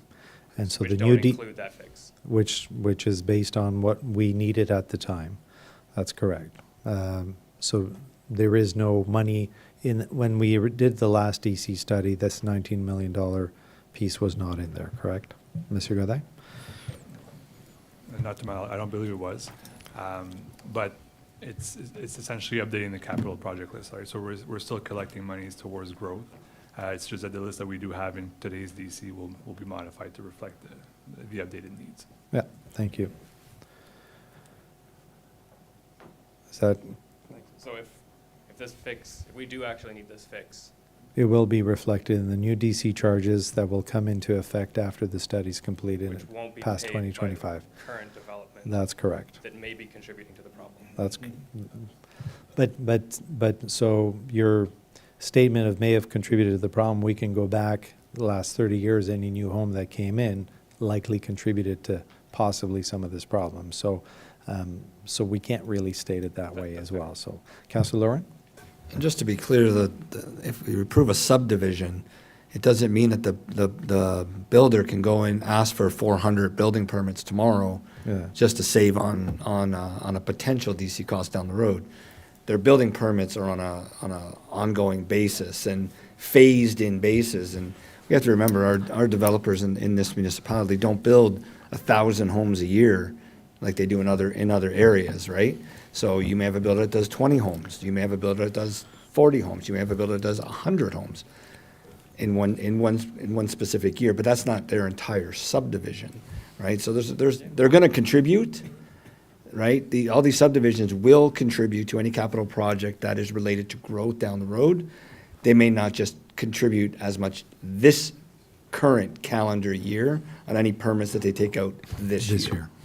So But their entire subdivision isn't exempt. So their development charges that they'd be paying this year would only be for the buildings going up this year? That's correct. Okay. For the building permits they take out this year. That's right. Councilor Armstrong? And just a comment, I remember the United Counties here in one official plan or one of our open houses stating it can take 15 years for build-out for a subdivision. Absolutely. So that means that a subdivision may find itself in 4 different DC charges, studies, exercises. That's correct. Yeah. And the latest ones bring out the latest That's correct. studies. Councillor Armstrong, follow? Sorry, Councillor Lauren, sorry. Yeah, so I mean, just to use Russell Trails as an example, subdivision, I think that was approved in what, 2005? And they're not finished yet, and we're 20 years in, right? So there's still more growth to happen in that subdivision. So they would have been paying the updated DC charge as they went. Perfect. Thank you, Mr. Hunt. Thank you. Ms. Bradley. I just have a point of, or a question of clarity. My understanding in reading the master water wastewater plan is that the $19 million is for a fix. It is not necessarily for the permanent solution. So potentially this community could be, if all doesn't go according to what staff hopes, we could be paying for a fix and a long-term solution. Is that correct or not? Monsieur Bogon?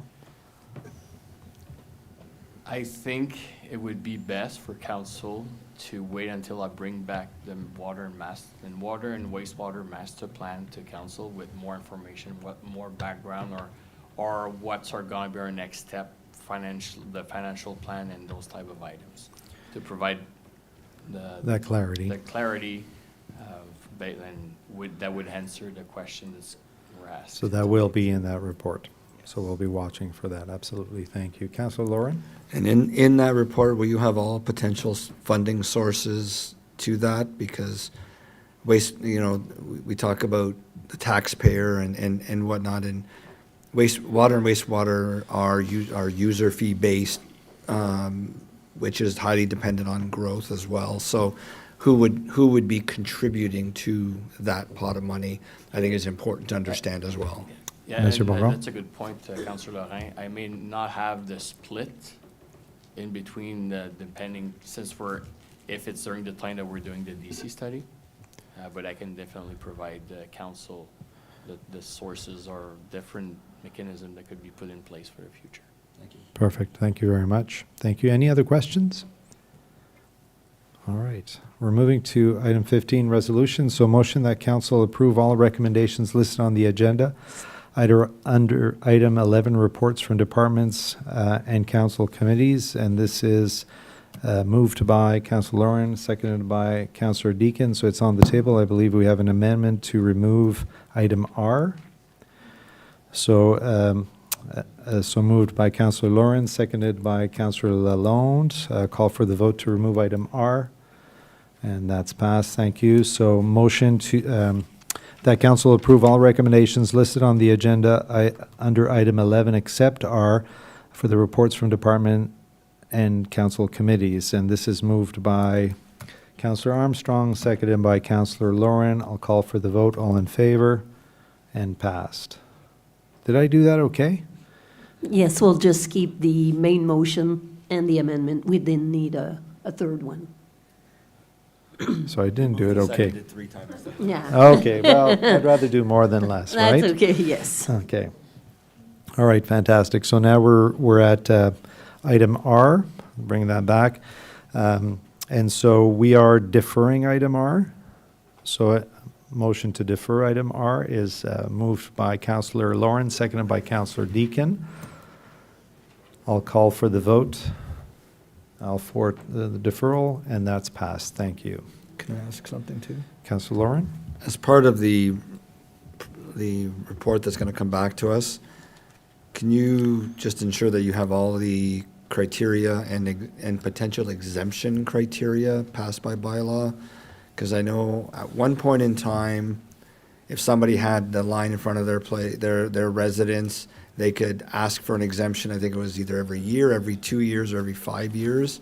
They'd have to ask for an exemption, and then I think we went away with that policy, and then everyone was getting it when the water project came in.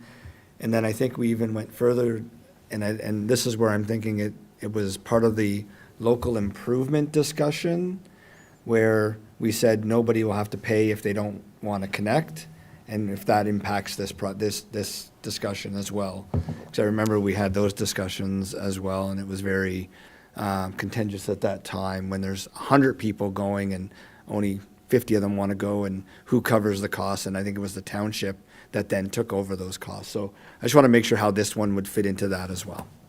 Thank you. Yeah, and when you said covers the cost, it was just until they connect, and that would be indexed, right? It wasn't, yeah. Correct. Yeah. Okay, perfect. Any other last comments? Monsieur Godin. Merci, Monsieur Maire. Just on that particular report that's deferred, just want to get clarity. So it's deferred, and we're going to be bringing it back with additional information. You're looking to know what the direction is as far as the properties, not the proponent's properties, but the properties that could be impacted. So Was I think there anything else? The idea is before we approved to move forward with this, we need to know if those 3 out of the residents, I believe it's 3, are impacted, and if they are impacted, have they been made aware, or that if our policy allows that process to happen, or if that proponent is paying for that water line to go through, and just really to have that full understanding of the impact of approving this one proponent. Okay, perfect. Thank you. Members of council, that's good. Yeah, thank you. Perfect. We're moving to item 16, bylaws. There was nothing in the bylaws, right? So motion that council approve bylaws 2025-001 to 2025-013 through inclusively for first, second, and third reading as listed on the agenda. And this is moved by Councillor Lawrence, seconded by Councillor Deakin. Call for the vote. All in favor? And passed. Thank you.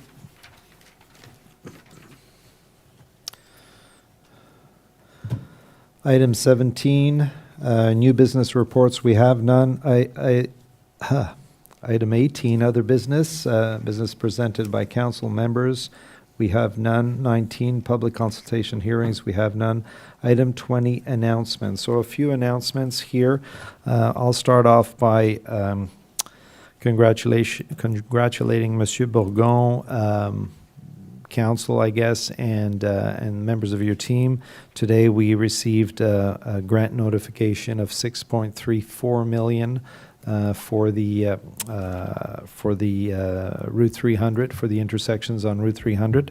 This is, I believe, somewhere in the range of one of the largest grants that we've received to date for this municipality.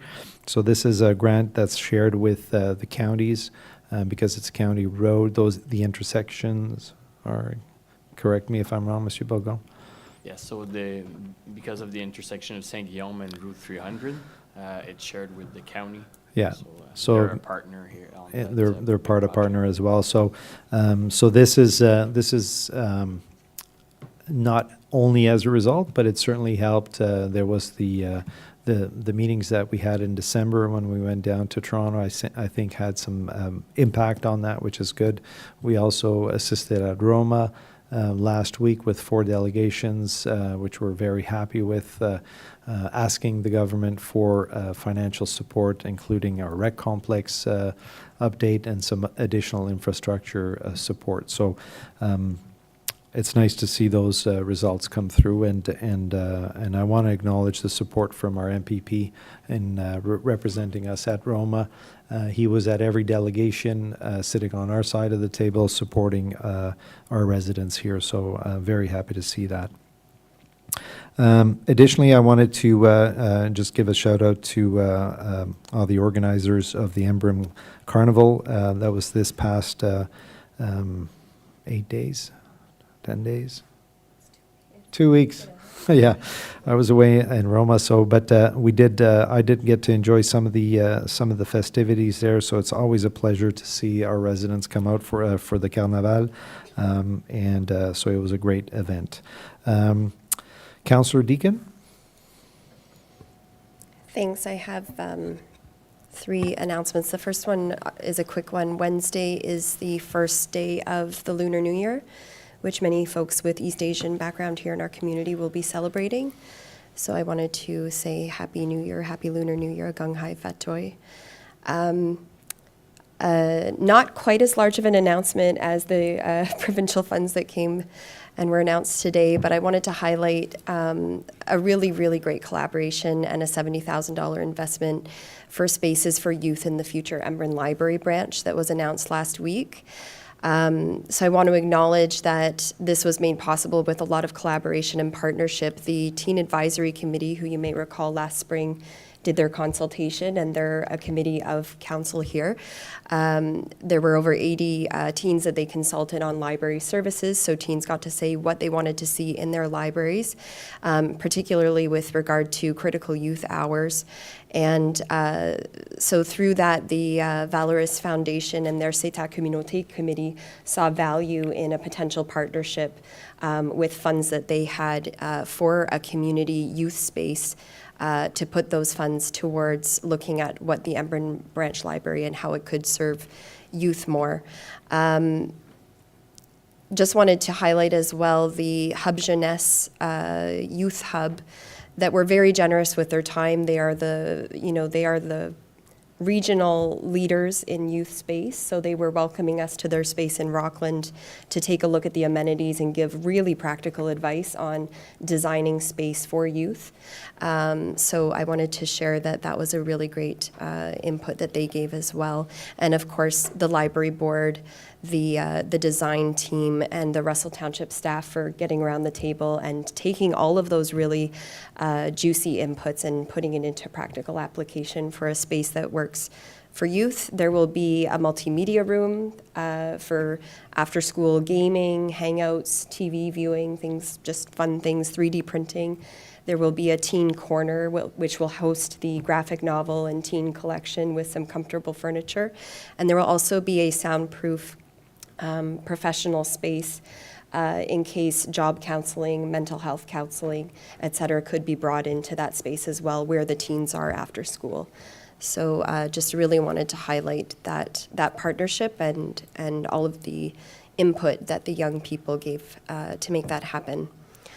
The other third announcement that I wanted to make is really about buying locally, volunteering locally, donating locally. Living Locally happened in Russell last weekend, and it's just the spirit of bringing everybody under one roof to support local businesses, support local groups, look at how you can get involved. And I just want to say it this time more than any, with everything that's going on, I'm so grateful to the organizers and the businesses and the residents who came out to show that they care and that we should be doing as much as we can to keep this vibrant community going. Thank you. Excellent. Thank you very much. And it's really great to see that collaboration, especially from your the committee, then goes through the library, through Valoris, like everyone coming together to not only have great facilities, but also get supported financially. So that kudos to you for doing that, for working along that to make sure that happens. That's wonderful news. Thank you. Councillor Armstrong, important day today. Yes, it is. It's much more solemn. Today is Holocaust Remembrance Day, and it's also the 80th anniversary of the liberation of the Auschwitz-Birkenau concentration camp. 6 million or more Jews and others were murdered during the period of time that these concentration camps were open, and it's a period in history that we all must understand and never repeat. And if we forget about it, we will repeat it. So please just remember all of those who died. Thank you. Thank you so much, Councillor Armstrong. As a member of the Polish descent who's been to Auschwitz a few times, and I brought my children there to ensure that they saw the atrocities that were done upon people. I really appreciate you bringing that up. Thank you. All right, any other announcements? Okay, so moving to item 21, strategic discussion, we have none. Item 22, closed session. So pursuant to section 2039(2)(3) and 3.1 of the Municipal Act 2001 SO 2001 Chapter 5, motion to move into closed meeting at the hour of 8:54. Two- 8:57? 7:54. 7, oh geez, why am I seeing 8? I'm sorry. To address matters pertaining to Section 239 of the Municipal Act 2001, SO 2001, Chapter 25, to consider matters relating to relating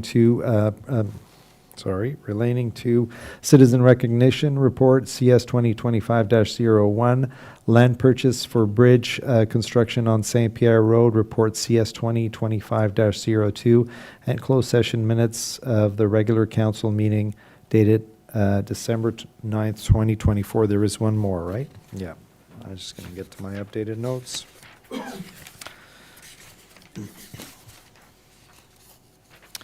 Mise à jour sur le litige en cours Russell Lagoon rapport verbal. Alors, we are moving into closed session. This is moved by Councillor Lawrence, seconded by Councillor Armstrong. Call for the vote. And we are in closed session. Thank you very much for coming to the meeting this evening. We will reopen the doors after the closed session.